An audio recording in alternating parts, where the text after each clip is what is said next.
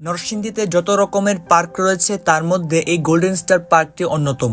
এই পার্কটিতে রয়েছে বাচ্চাদের জন্য আকর্ষণীয় নানান ধরনের রাইড। পার্কটি দরিনবীপুর এলাকাতে অবস্থিত, তবে বর্তমান সময়ের অনেক মানুষই মনে করছেন এই পার্কটি নাগুরাকান্দিতে অবস্থিত।